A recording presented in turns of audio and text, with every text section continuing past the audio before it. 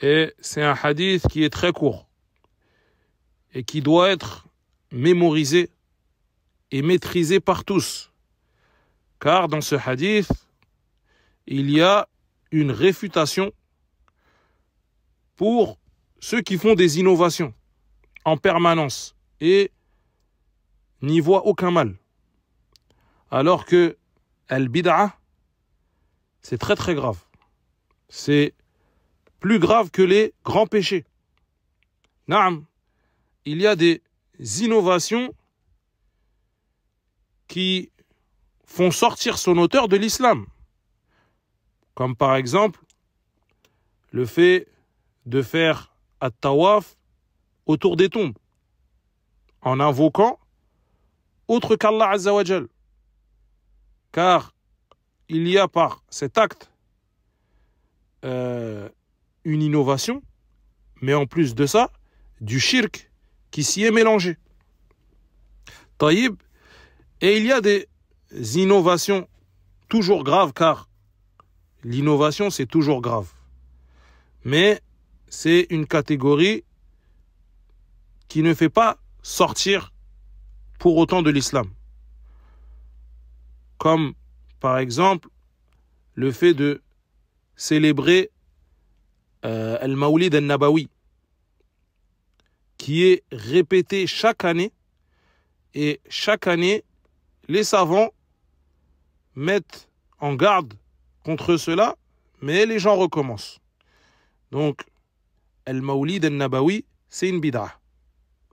Kadhalika min al-bid'a, parmi les innovations propagées, le fait de lire le Coran sur le mort, ou Al-Fatiha, c'est une bid'a. Lire Al-Fatiha lors d'un contrat de mariage, c'est une bid'a. Dire, comme beaucoup le font après la lecture du Coran, en finissant, en disant Sadaqallahu al-Azim, c'est une bid'a. Wa'addid, on ne pourrait pas toutes les énumérer tellement elles sont nombreuses. Kana yaqulu al-ba'd min as-salaf ma uhdithat bid'atun illa umitat sunnatun.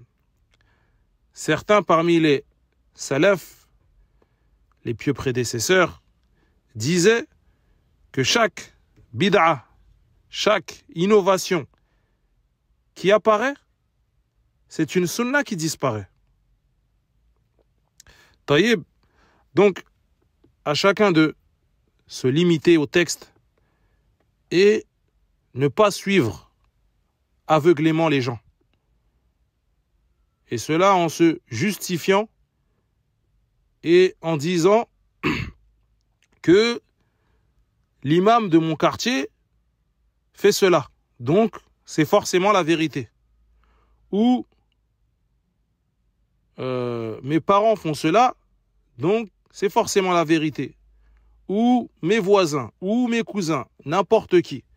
Les gens ne sont pas des preuves.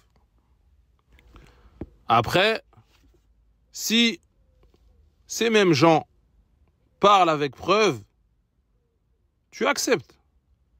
Mais les gens, en soi, ne sont pas des preuves, ni des arguments. Les preuves sont le Coran et la Sunna. Faqat. Chaque acte que tu vas accomplir devra être conforme à l'une de ces deux sources, le Coran ou la Sunna. Et si ce n'est pas conforme à cela, l'acte sera rejeté et pas accepté. Man amila amalan laysa alayhi amruna fahuwa raddun. Celui qui fait un acte contraire à notre religion, son acte sera rejeté. Naam.